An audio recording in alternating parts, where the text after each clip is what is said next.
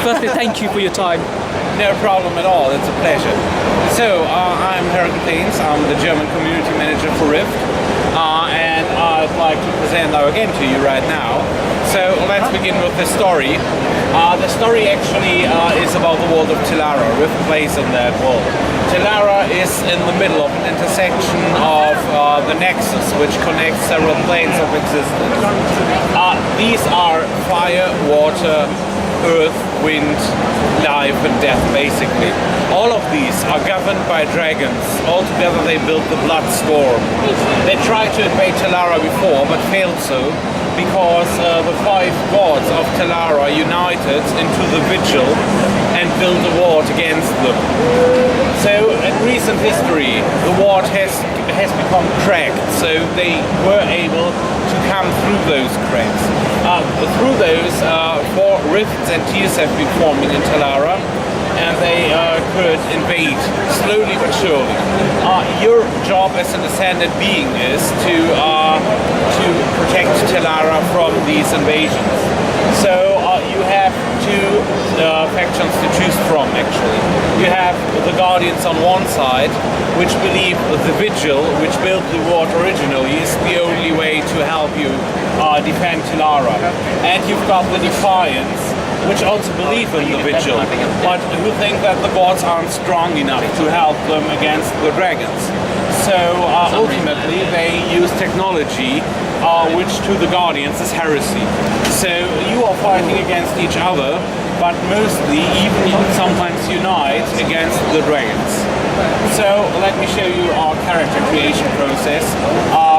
First of all, there are 3 species or subgroups basically for every faction.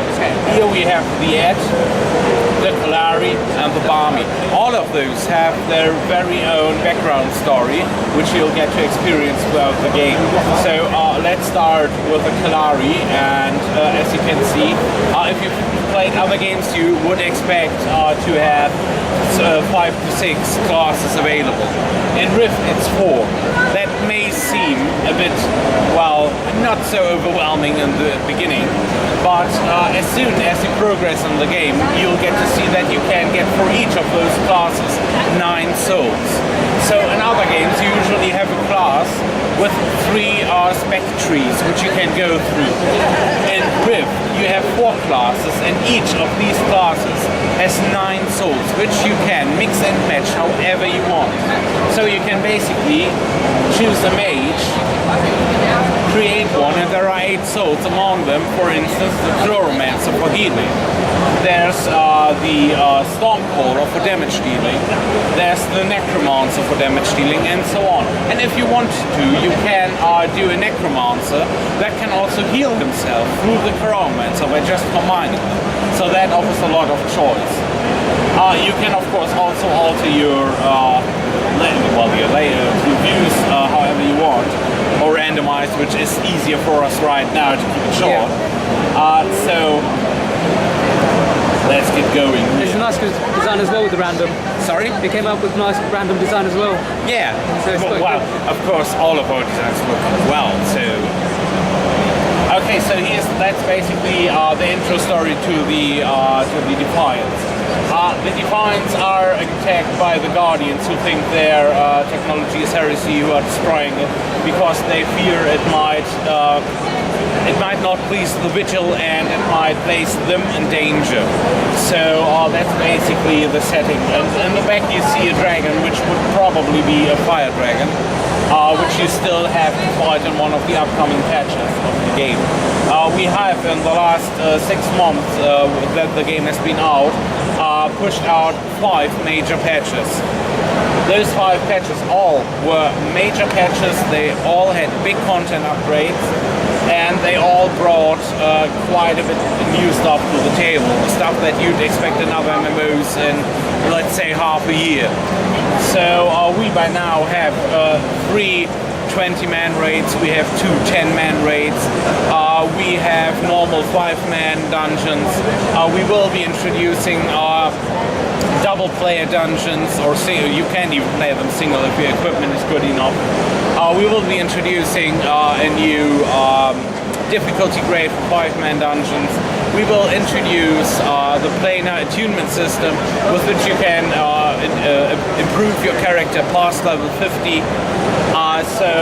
There is a lot to do in the end game, and for every player, really, no matter if you prefer a small group or a big group. So, sorry? Oh, sorry. Curious. When you say like in groups, when you go into a fight, Yeah.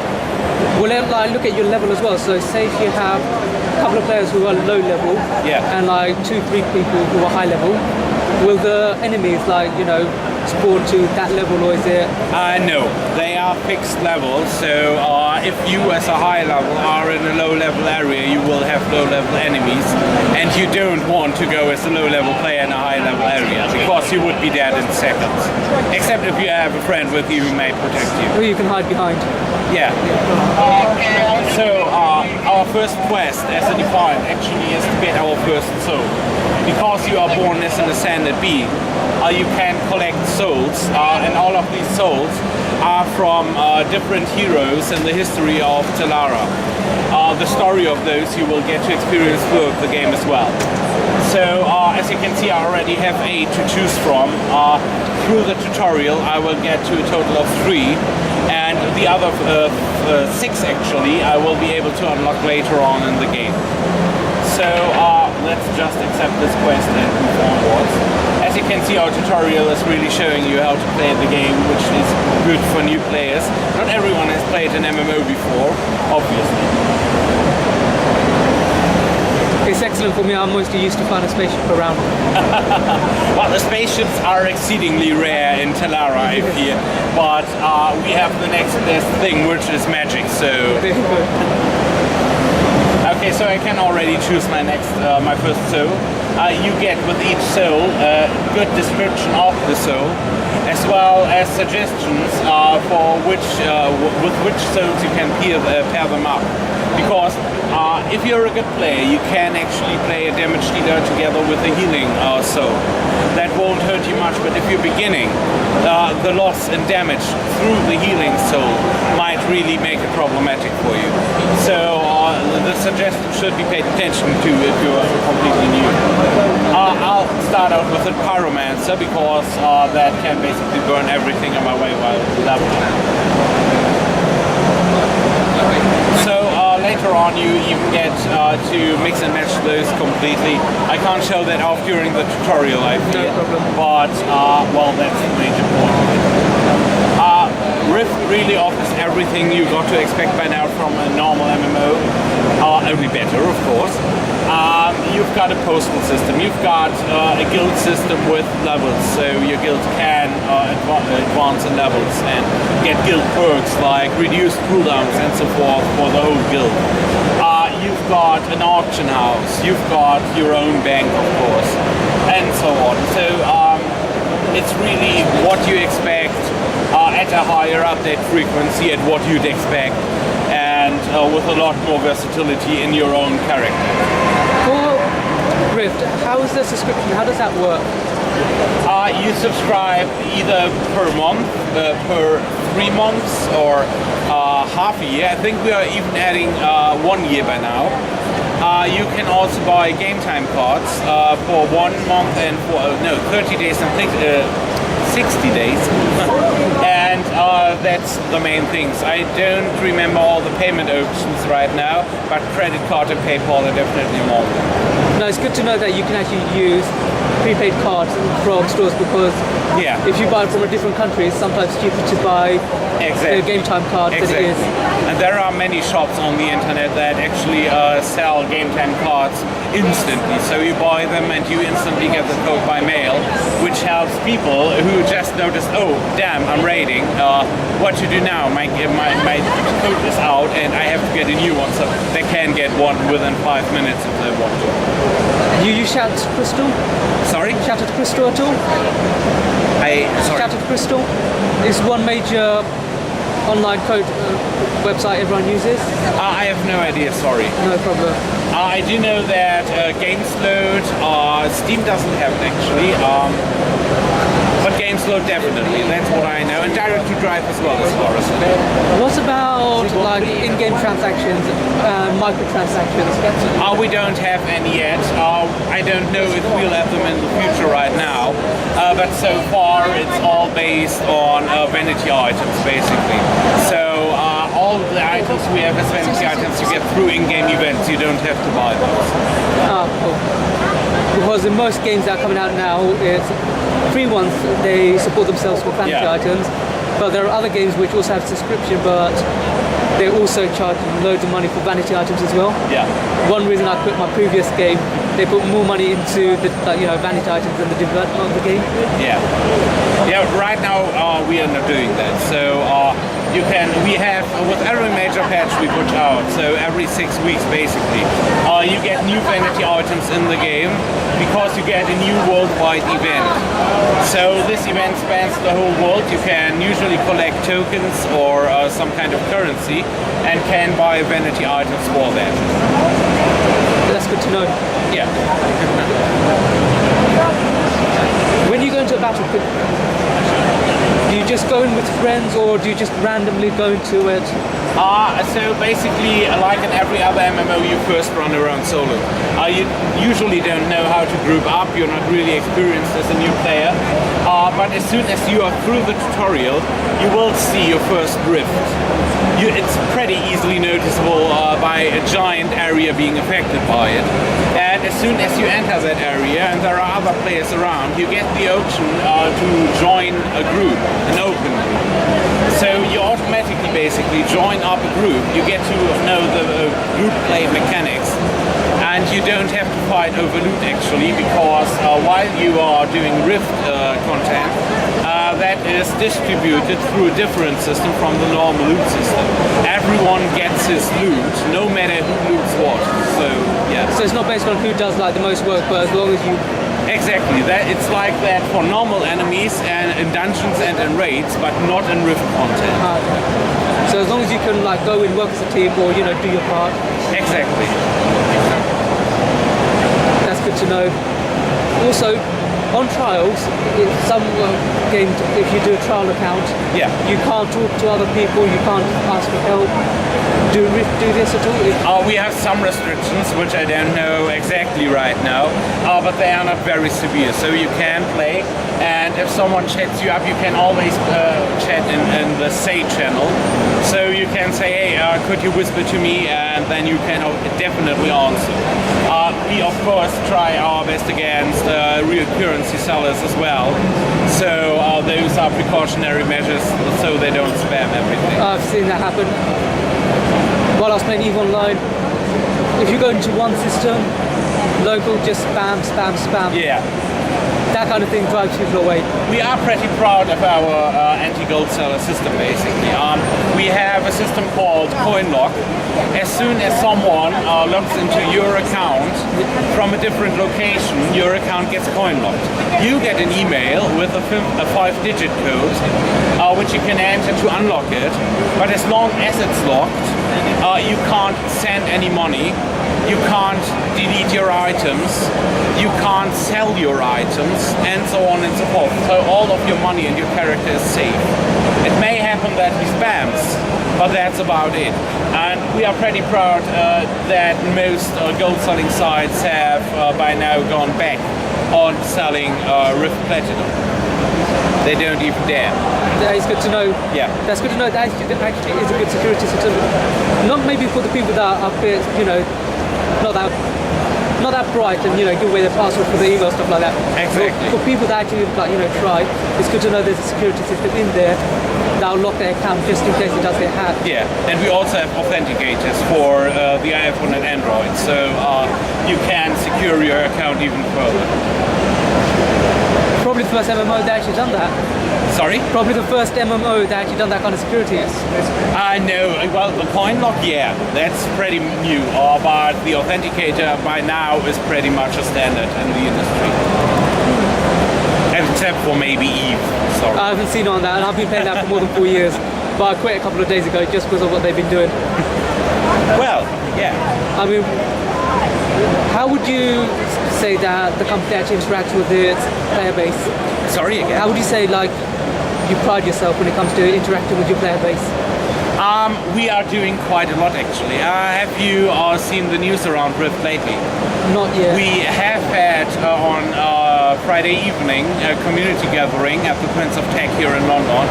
We plan on doing regular community meetings in all over Europe and maybe the US as well. We have had a giant party at Gamescom with over 350 attendees. And we want to continue that, and on the forums as well.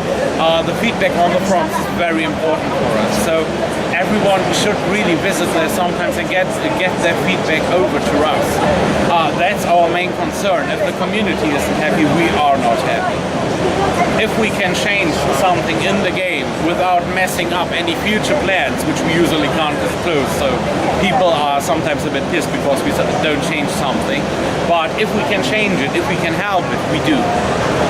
So by all means, go to the forums, speak with us. The devs are reading the English forums, definitely. Our QA people are reading the forums. Really, everyone is in there. You know something, it's nice to actually hear you say that you take your players seriously, because I've actually seen notes from other developers, and one note that really like shocked everyone was the attack on its players because they didn't like the actual changes, because they were going off on their word. You know, sometimes changes are necessary for future plans. You can't avoid that in some cases. And sometimes players will be angry about them for a certain time. But if you don't want to spoil what's to come in the future, you have to live with that. You know, as a community manager, it's really standard to get flamed every day, so... Oh no, the community manager that I'm talking about, he... Basically, let's just say the changes were completely different. It was going away from the core of the game. Okay. So when you drift away from what the game is and like what attracts the people, yeah. When you go away from that, that's when you change the game. We probably redefine Rift with every major patch. Right now, you know, we bring out a major patch every 6 weeks and we listen to the feedback. So that also influences future patches. So that probably won't happen with us. I can't promise it, of course, it's for the nice next 10 years, but yeah. It's nice to know that you actually take people seriously. Yeah. Oh, any chance we can see a demo of you fighting? Of course. Unfortunately, it's only a low-level character, so you won't see that much. So right now I have two abilities available, which is Flame Bolt and Fireball, which is pretty standard for every fire mage in every game, I guess. And I have to fight the Talaran husks to continue with the tutorial, basically. So, as you can see, this is the world of the future. It's already overrun by the Plane of Death and regulars who needs it. And it's basically my job to at least clear the area and make my way to a time machine that sends me back into the past.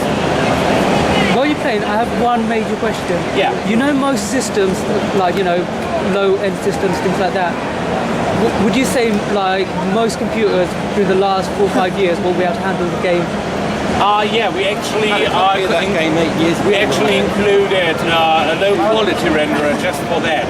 So if you can't play the game with the standard renderer, at least not at an acceptable frame rate, you just switch to our low quality renderer, and even older systems will be able to play it. Yeah. As that's one main issue, like loads of people that play MMOs have, their computer can't just handle the actual game mechanics or anything.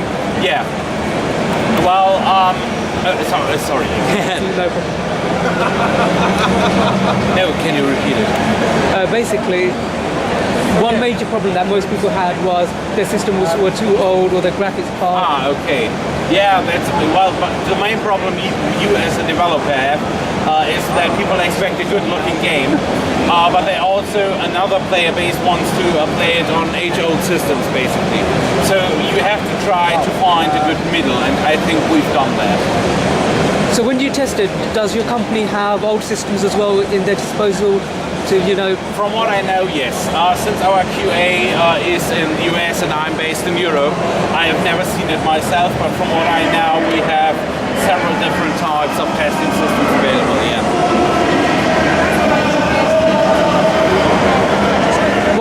you love the most about this game?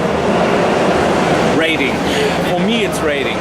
I've been playing the game for 7 months. I'm in this job since 2 months so far, and I'm in one of the top European raiding groups.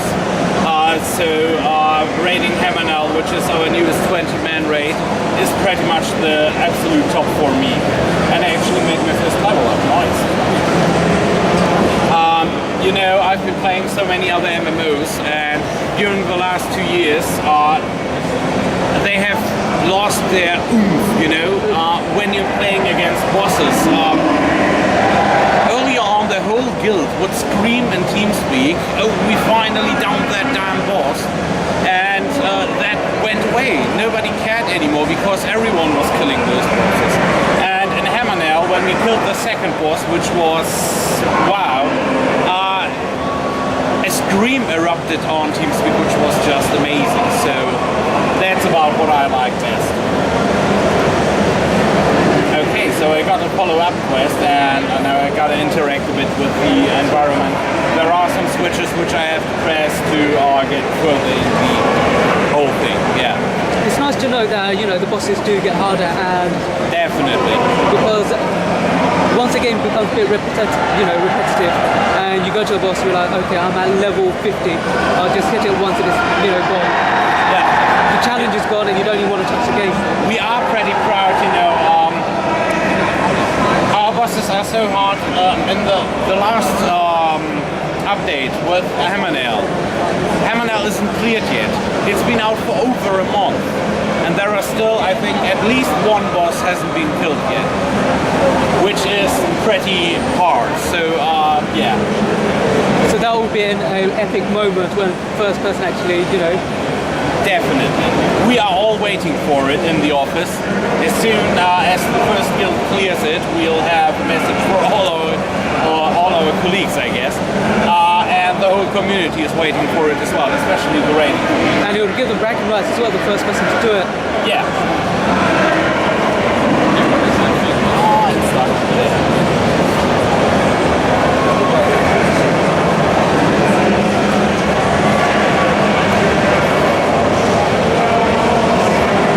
Well, yeah, so those are the basics. That's nice.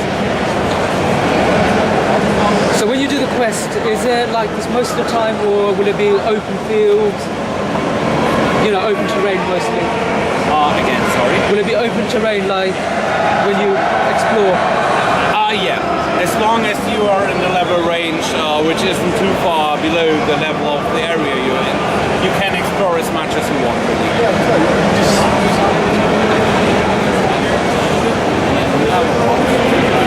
Do you have a system where you can find other players as well? Yeah, we have looking for group 2, which I probably won't be able to use right now. Oh yeah, I can even show you the dungeons already. Those are, of course, I'm a level 2 character, so I can't enter them. No problem. Those are all the dungeons with different difficulties. So yeah, you're free to use the looking for dungeon tool, which is also cross-shot. Nice. Yeah. I'd like to say thank you. Thank you for your time. No problem at all. It was a pleasure. Well, anyway, from Gaming Rev, I'd like to say thank you, and I hope you all the best. Yeah, thanks. We are pretty happy with the player base right now, but it can always go bigger. As the game gets much better, you'll see that more people will go to it. Yeah. Well, thank you.